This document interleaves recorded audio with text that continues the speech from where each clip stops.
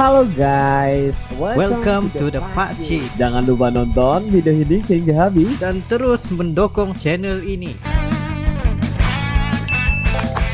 Mesti kalian penasaran dengan controller gamepad satu ini yang berjenama Omelette Gaming Wireless Controller.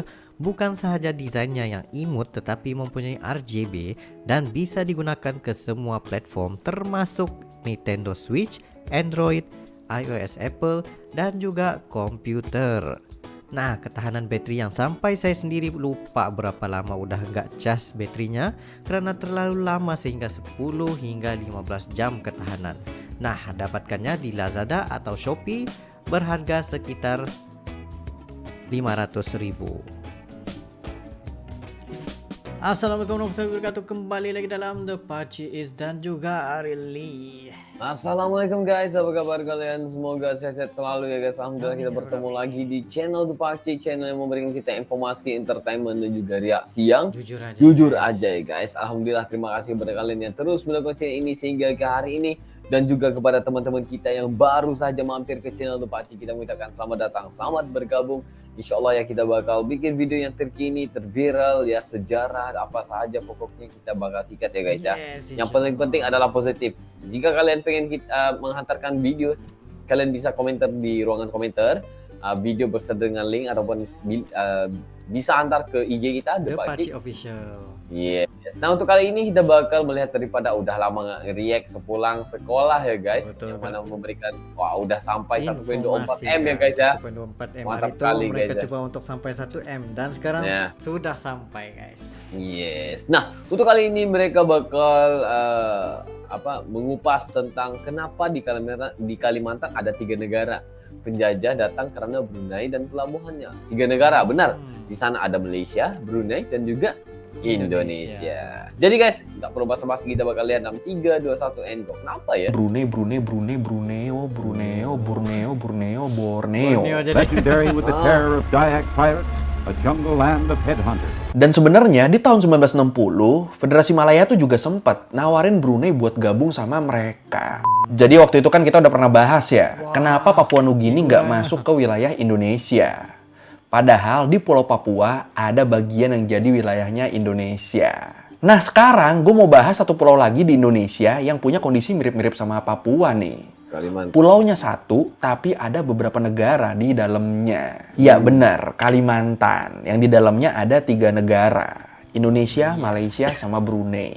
Ini gimana ceritanya ya? Kok di Kalimantan bisa ada 3 negara gini? Negara mana nih kira-kira yang paling awal ada di situ? Indonesia kah? Malaysia kah? Brunei kah? Ya udah kalau gitu, ayo langsung aja kita bahas kenapa di Kalimantan ada 3 negara di Learning by Kukling. Mantap. Kenapa di Pulau Kalimantan ada? Oke, jadi Pulau Kalimantan atau dikenal juga dengan nama Borneo, dia ini adalah pulau terbesar ketiga di dunia setelah Greenland sama Papua. Dan yang bikin dia unik nih, kalau menurut World Atlas, Pulau Borneo ini adalah satu-satunya pulau di dunia yang punya 3 negara.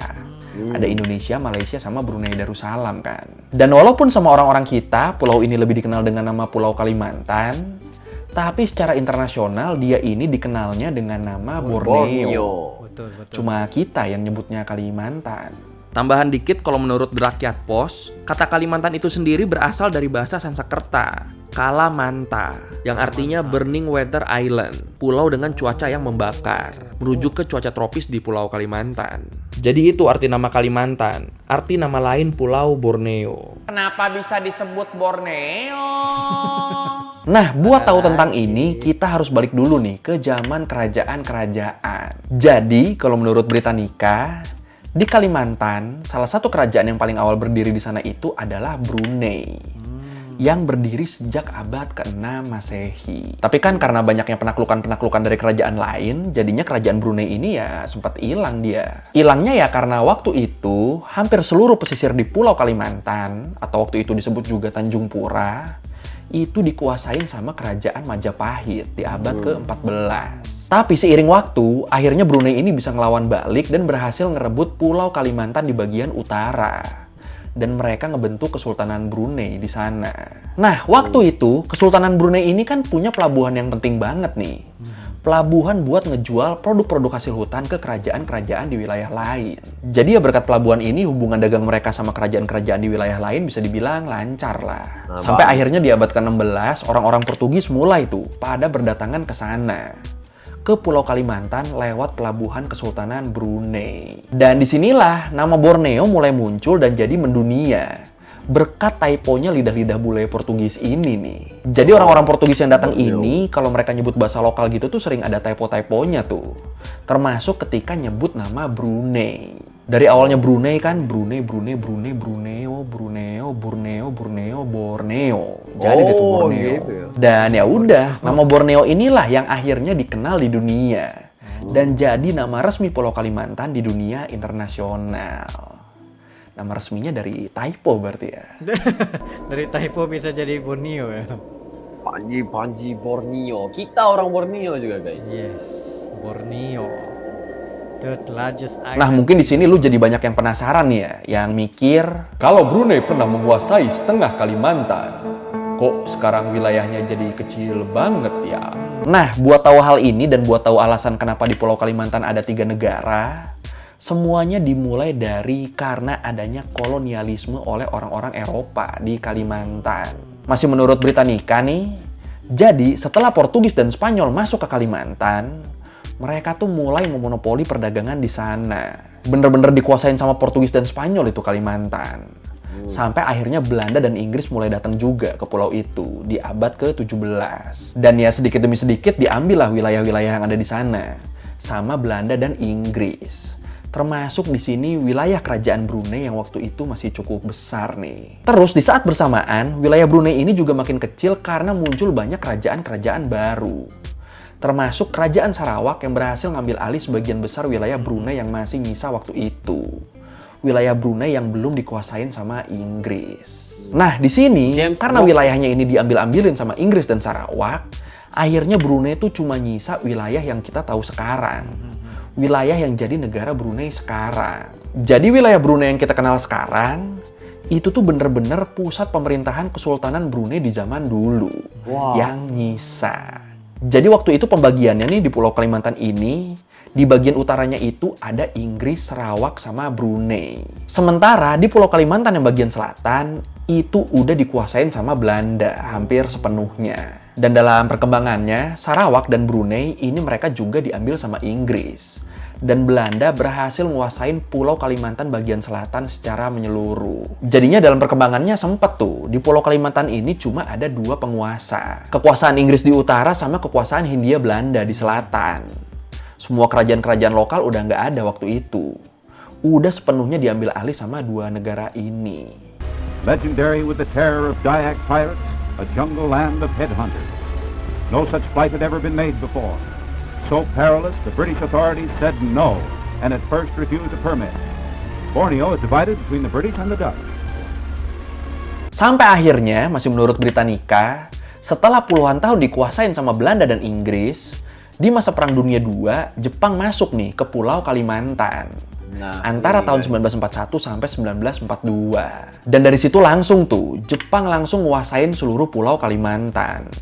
Inggris sama Belanda langsung diusir sama mereka. Satu Pulau Kalimantan pokoknya waktu itu bener-bener dikuasain sama Jepang. Iya, orang Jepang. Ngeri juga ya Jepang ya pergerakannya ya. Sampai akhirnya kayak yang kita tahu di tahun 1945 Jepang nyerah dan ya udah wilayah-wilayah di pulau itu, di Pulau Kalimantan dibalikin lagi ke penguasa sebelumnya, ke Inggris sama Belanda. Dan waktu itu, walaupun di tahun 1945 ini Indonesia udah berdaulat, udah merdeka dan jadi republik sendiri, tapi dalam perjanjian Linggarjati disebut Belanda nih cuma ngakuin kalau Indonesia terdiri atas Pulau Jawa, Pulau Sumatera, sama Pulau Madura aja. Pulau Kalimantan sama Belanda belum dianggap masuk ke Indonesia. Tapi karena di sini kedua pihak nggak terima, pihak Indonesia dan pihak Kalimantan sama-sama pengen jadi satu NKRI, akhirnya para pejuang di Kalimantan berontak dan memproklamasikan kalau mereka adalah bagian dari NKRI di tanggal 17 Mei 1949. Dan ya udah, dari situ bagian Pulau Kalimantan yang sebelumnya dikuasain sama Belanda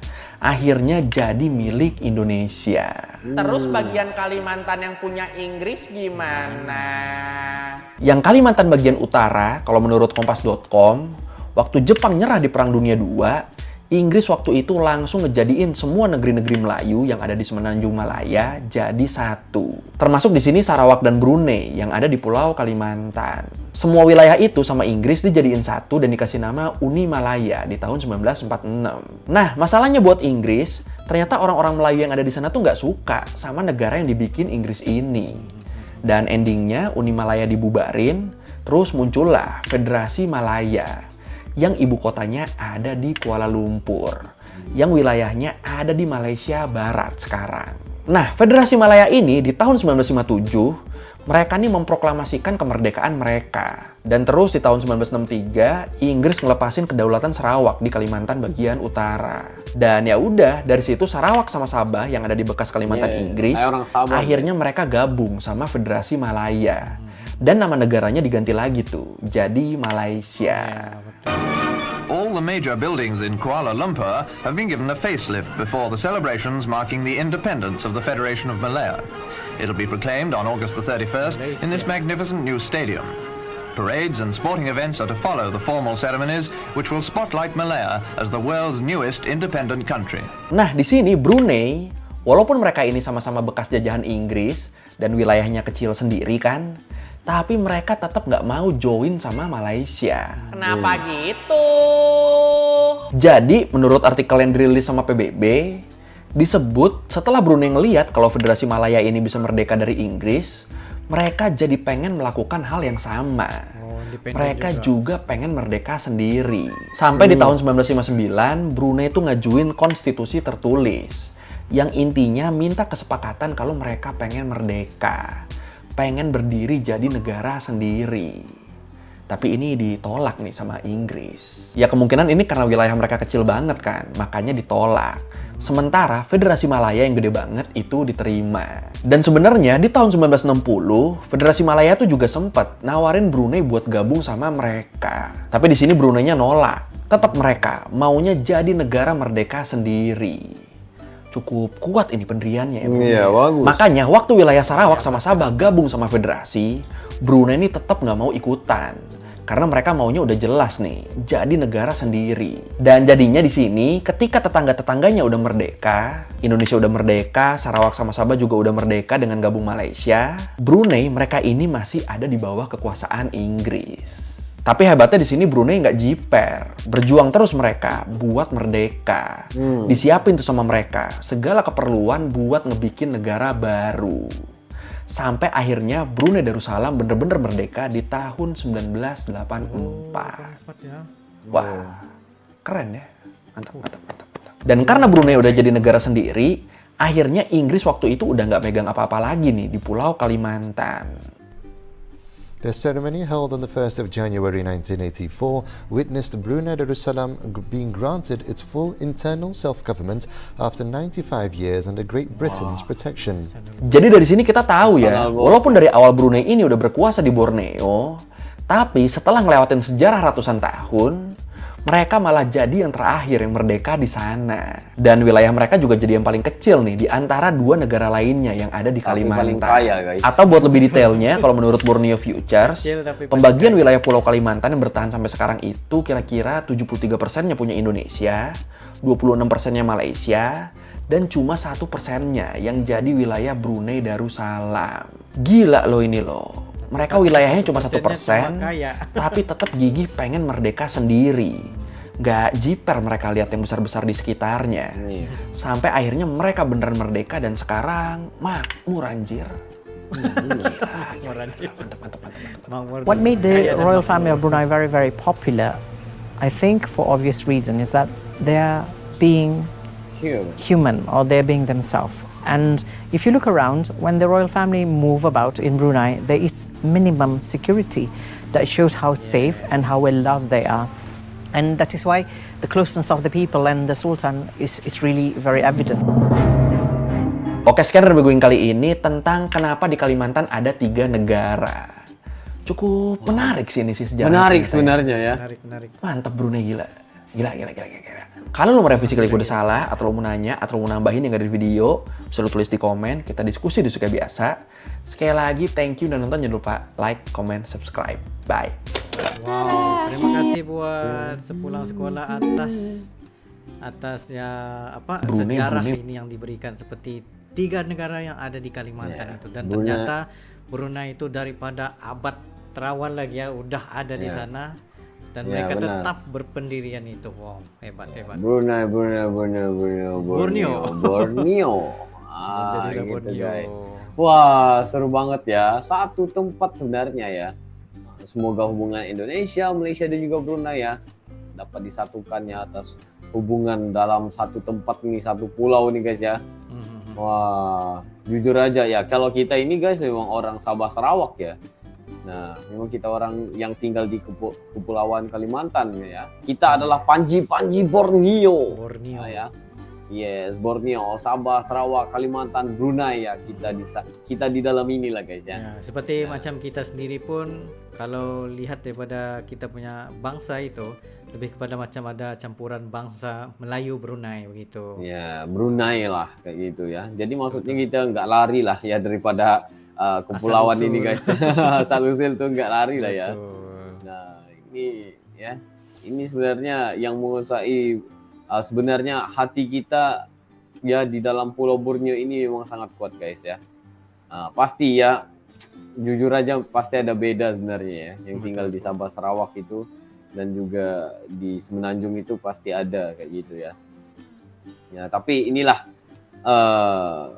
sebenarnya ya yang kita pikirkan ya. Gimana bisanya 3 negara dalam satu pulau ya.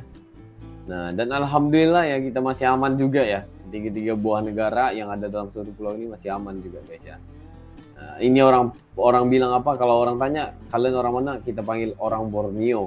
Kebanyakan ini kita mau perkenalkan diri orang Borneo sebenarnya ya. Nah, karena Borneo gitu itu sudah menyeluruh sebenarnya. Menyeluruh, sudah lama menyeluruh ya. Darah Borneo, kita lah darah Borneo kayak gitu ya.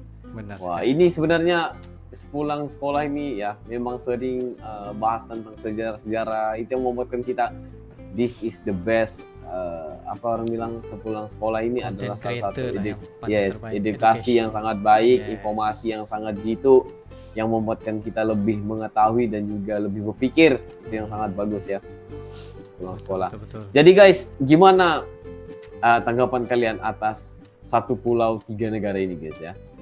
Kalau ada sila komentar di bawah ya, berikan komentar yang positif biar kita baca nanti ya. Mungkin Anda salah satu orang Borneo juga bisa. Ya, adakah kalian orang Borneo juga? Kalau Borneo kita satu pulau ya. Yes. Benar. Jadi guys, terima kasih yang udah nonton video ini sehingga habis. Anda dapat apa hari ini? Jadi mungkin itu saya untuk kali ini ya Mas ya. Yes, itu adalah yang kedua. Sekiranya kalian ada lagi sebarang video untuk direksi, just komen dan dengan link. Dan insya Allah kami akan coba yang terbaik untuk menyajikan video-video Anda. Ya, itu saya untuk kali ini. See you for the next video. Assalamualaikum, bye.